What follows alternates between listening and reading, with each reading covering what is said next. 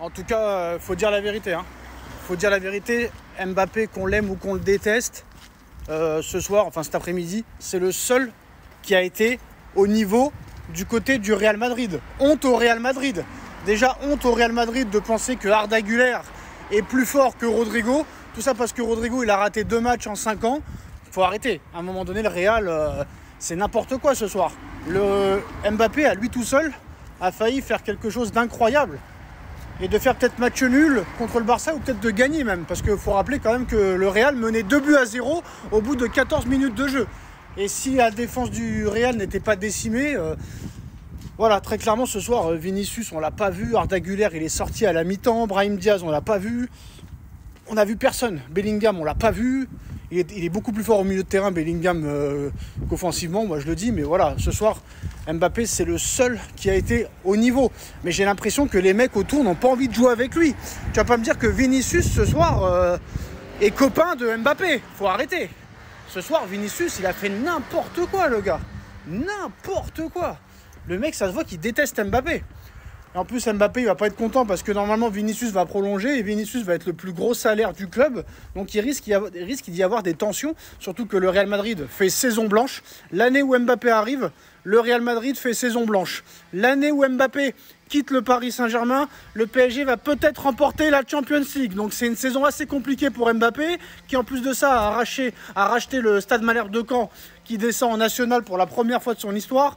Donc saison compliquée pour Mbappé, mais il faut quand même saluer la grosse performance et son triplé, et son hat-trick et son coup du chapeau historique ce soir. Et ça a été le seul Madrilène qui a été au niveau ce soir et qui a même été au niveau cette saison, parce qu'on va pas se mentir, même si Mbappé n'a pas été fort contre les gros cette année, à part contre le Barça et City, et encore City c'est pas vraiment un gros cette année, bah il n'a pas été aidé. Rodrigo a fait une saison catastrophique, Vinicius a fait une saison catastrophique, Arda Güler a déçu même s'il n'a pas eu sa chance, Bellingham fait une saison beaucoup moins forte que la saison dernière. Donc voilà, qu'on aime ou qu'on déteste, il faut aussi des fois avouer les choses et être objectif. Ça, c'est vraiment une dinguerie quand même. C'est incroyable. Je pense que ça n'a jamais été fait dans l'histoire du football. Palvidis, Guirassy, Iglesias, Kylian Mbappé aujourd'hui, ils ont tous marqué un triplé cette saison contre le FC Barcelone. Mais pourtant, le Barça est sorti vainqueur. C'est quand même assez incroyable, assez exceptionnel, offensivement, ce qu'a fait le Barça cette saison. Tous ceux qui ont mis des triplés, bah, ça a été complètement inutile. Non seulement ils ont perdu, mais en plus de ça, même pas apporté un petit match nul. Même pas un petit nul, ils ont tous perdu. Palvidis, triplé contre le Barça avec Benfica, et en plus son équipe met 4 buts, le Barça en met 5. Iglesias, triplé avec le Celta Vigo contre le Barça t'en met 4. Triplé aujourd'hui de KM7 Kylian Mbappé, le Barça t'en met 4. Guirassy contre Dortmund, il te met un triplé, mais à l'aller, le Barça t'en met 4.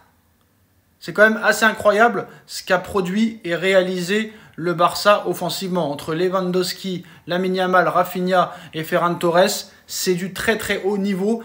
Et voilà, c'est pour ça, gros coup de chapeau à l'Inter de Milan quand même, qui a réussi à mettre 7 buts contre cette équipe, même si défensivement c'est catastrophique au Barça, mais offensivement, depuis le Barça Guardiola, on n'avait pas vu ça. Et si le Barça se renforce défensivement et au niveau des cages l'année prochaine, ils vont être complètement injouables. Mais cette stat quand même est hallucinante.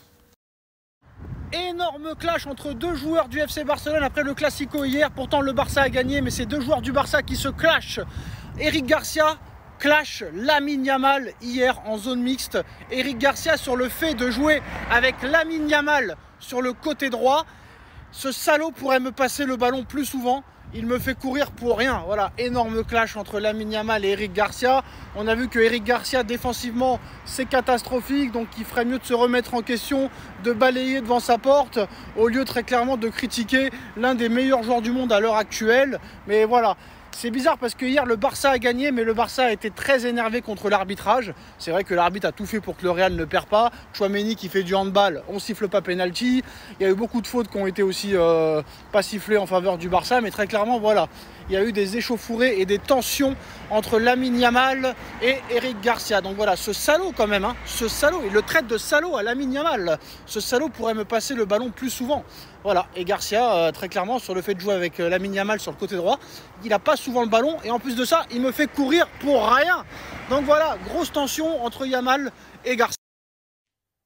Bon, on est tous d'accord pour dire que le Paris Saint-Germain réalise une saison exceptionnelle, où très clairement depuis l'arrivée de Luis Enrique, qui a dégagé les stars comme Neymar, Mbappé, Messi, Ramos, Verratti et compagnie, il y a un an, tout le monde disait qu'on n'allait même pas être champion de France, qu'on allait être éliminé dès les poules de Ligue des Champions. Et malgré ça, malgré un effectif très critiqué en début de saison, avec des joueurs qui avaient à peine 2 saisons en professionnel, comme Neves, comme Pacho, comme Warren Zaïre-Emery, comme Désiré Doué, comme Barcola, et Luis Enrique a réussi à faire quelque chose d'exceptionnel. Des choses que même des Guardiola et des grands entraîneurs comme ça n'ont pas réussi en très peu de temps, avec des joueurs très peu confirmés, des joueurs qui avaient juste 1 an ou 2 en professionnel. Enrique a réussi à faire quelque chose d'exceptionnel, champion de France très facilement, trophée des champions, finale de Coupe de France, finale de Ligue des Champions, en éliminant les meilleures équipes de Première Ligue. Mais là, on voit que voilà, là, on a gagné à Montpellier, bon, on a mis l'équipe B. Il y a un match contre Auxerre, dimanche, si je ne me trompe pas, qui compte pour du beurre, on va soulever le trophée de la Ligue 1. Une semaine après, tu as la finale de la Coupe de France. Dans 2 semaines, 2 semaines et demie, tu as la finale de Ligue des Champions. Le Paris Saint-Germain en mode Club Med depuis quelques jours. Est-ce que c'est une boulette de Luis Enrique? Sachant qu'on a vu que là, il a mis tout le monde au repos de dimanche à mercredi. Quand tu as une équipe qui a l'habitude quand même toute la saison d'avoir joué tous les 3 jours du mois d'août au mois de mai, est-ce que c'est pas une grave erreur de Luis Enrique de les mettre complètement au repos, sachant que les cadres, 8 cadres sur 11, n'ont pas joué contre Montpellier, ils étaient déjà en vacances. Là, pour l'instant, ils sont toujours en vacances. Ils vont reprendre l'entraînement demain, ça fera 6 jours sans entraînement. Il y en a beaucoup qui disent que c'est une boulette de Luis Enrique de les avoir mis en vacances avant les grosses échéances, parce que mentalement, ça peut faire très mal.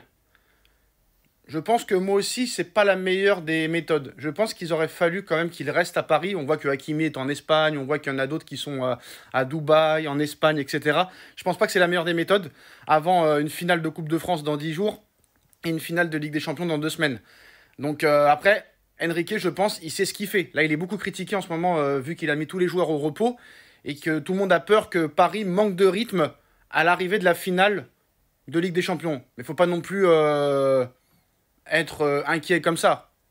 Là, tu as un match contre Auxerre, ils vont reprendre l'entraînement demain, donc rien de grave. Contre Auxerre, tu auras un match, tu vas préparer tranquillement de la semaine contre Auxerre à la semaine du 17 au 24, la finale de Coupe de France contre Reims, où ce sera une bonne répétition pour affronter et être prêt contre l'Inter de Milan. Donc il n'y a rien non plus de grave dans ce que fait Luis Enrique. Le PSG en mode Club Med, est-ce que c'est une boulette de Luis Enrique? Dites-moi en commentaire.